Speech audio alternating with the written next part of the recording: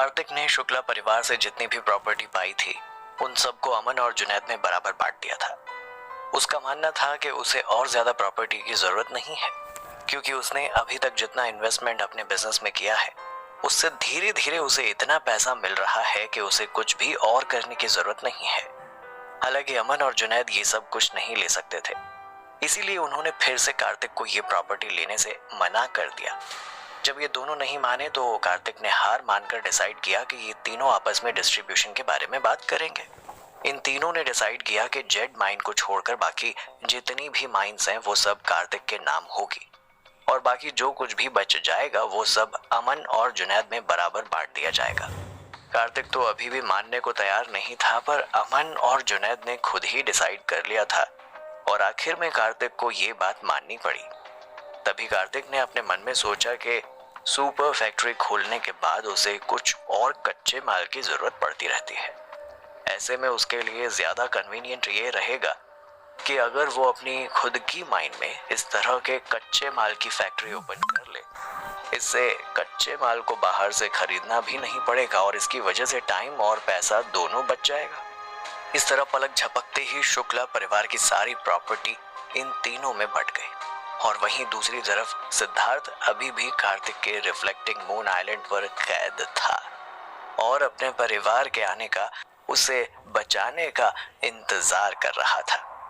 हालांकि लास्ट में उसे अपने परिवार की करंट सिचुएशन के बारे में पता चला तो वो पूरी तरह से सदमे में चला गया। वो तो इस सच्चाई को बर्दाश्त कर ही नहीं पा रहा था।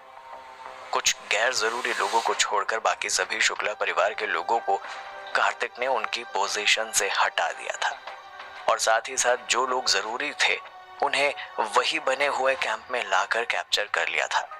जैसे ही सिद्धार्थ ने ये जाने पहचाने चेहरे देखे जिन्हें उसके साथ बंद किया जा रहा था तो ये देखकर वो शॉक्ड हो गया और वो जल्दी से भागकर उनमें से एक के पास गया और जोर से चिल्लाते हुए उनसे पूछा, तुम सब लोग यहाँ क्या कर रहे हो और मुझे बचाने के लिए रिइंफोर्समेंट कहाँ है? मेरे पापा ने मुझे बचाने के लिए किन किन लोगों को भेजा है? जैसे ही सिद्धार्थ ने उस आदमी से ये सवाल पूछा उसके चेहरे पर गंदे से भाव आ गए। उसने अभी तक जो कुछ भी हुआ था वो सब सिद्धार्थ को बता दिया। वैसे भी सिद्धार्थ को सच्चाई का पता चला तो वो एकदम सदमे में चला गया और वहीं जमीन पर बैठ गया। इस वक्त उसमें सांस लेने तक की हिम्मत नहीं बची थी। उसने बहुत ही मुश्किल से बड़बड़ाते हुए कहा, क्या शुक्ला फैमिली बर्बाद? शुक्ला परिवार में बहुत सारे लोग थे जिनकी वजह से कार्तिक खुद भी काफी परेशान हो गया था। वो इतने सारे लोगों को यहाँ पर रख नहीं सकता था और दूसरी तरफ अमन और जुनैद के पास भी इतनी जगह नहीं थी और ना ही इतनी जेल थी कि जहां वो इतने सारे लोगों को रख सके। अचानक से आई इस प्रॉब्लम की वजह से कार्तिक को काफी मुश्किल हो रही थी। कार्तिक इन सब लोगों को जाने भी नहीं दे सकता था क्योंकि ये सारे लोग शुक्ला परिवार के खास लोग थे।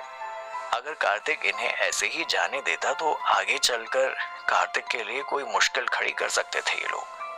तभी किस्मत से कैरी ने कार्तिक की और उसका ये बोझ हल्का करने में मदद की।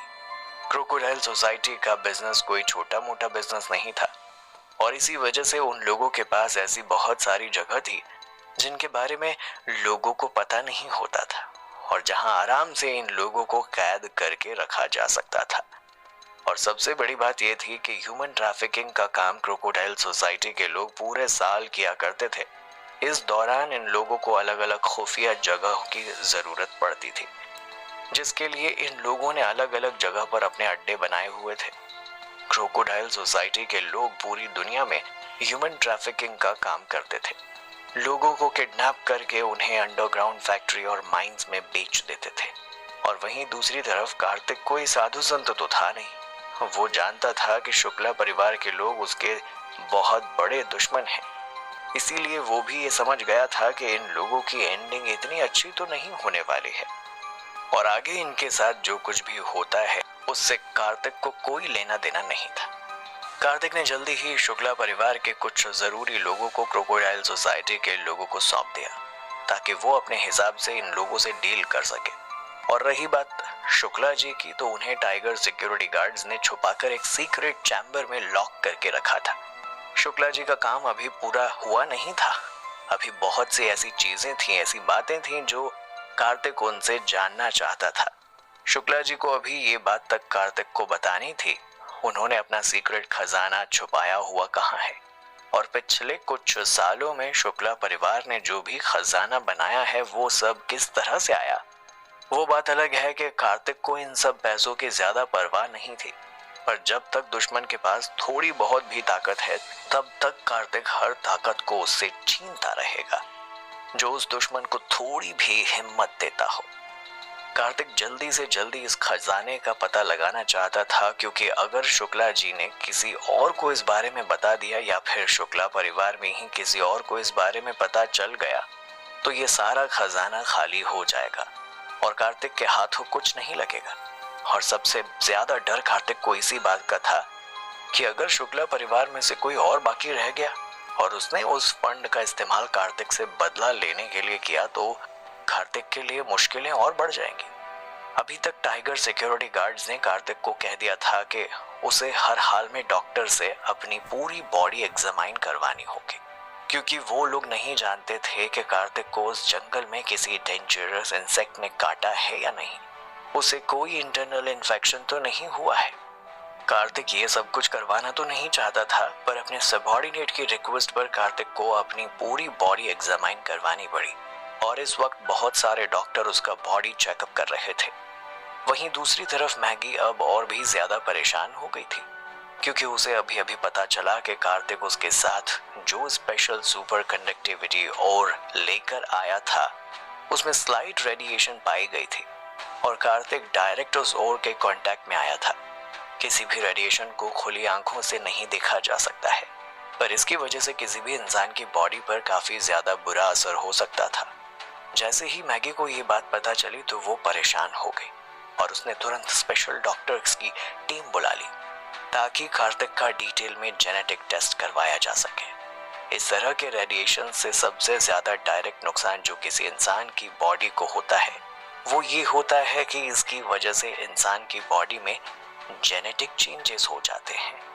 इसकी वजह से इंसान को लगभग अलग अलग तरह की बीमारियां होती हैं। इसी वजह से मैगी ने बिना देर किए तुरंत डॉक्टर को बुलवा लिया था। वहीं दूसरी तरफ कार्तिक इस वक्त बहुत सारे मेडिकल इंस्ट्रूमेंट से घिरा हुआ था जिन्हें देखकर उसको घबराहट हो रही थी और अगले ही पल वो घबरा कर बेहोश हो गया। थोड़ी देर के बाद जब डॉक्टर ने सारे टेस्ट करके इन इंस्ट्रूमेंट्स को हटाया तब जाकर कार्तिक को सांस में सांस आई। उसने थोड़ा सुकून महसूस किया।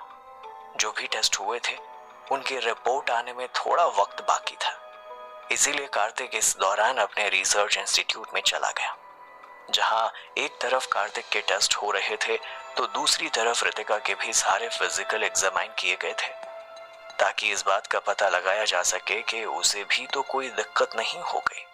कार्तिक जानना चाहता था कि रिपोर्ट में क्या आया है, इसीलिए वो खुद रिसर्च इंस्टीट्यूट में आया था। हालांकि रिसर्च के दौरान इन सब में बहुत ज्यादा रेडिएशन पाया गया था, इसीलिए मैगी ने कार्तिक को साफ मना कर दिया था कि वो एकदम पास खड़े होकर ये सारी चीजें नहीं देखेगा। मैगी ने काफी सख्ती से मना किया था, इसीलिए कार्तिक थोड़ी दूरी बनाकर पास में रखी हुई एक चेयर पर बैठ गया।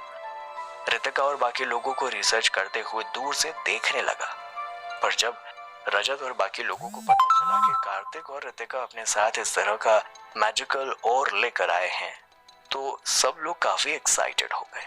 किसी भी फ्यूजन रिएक्टर का प्रैक्टिकल यूज करना हमेशा से ही रितिका के लिए इंटरेस्टिंग काम रहा था और ऐसा ही कुछ रजत और बाकी लोगों के लिए भी था।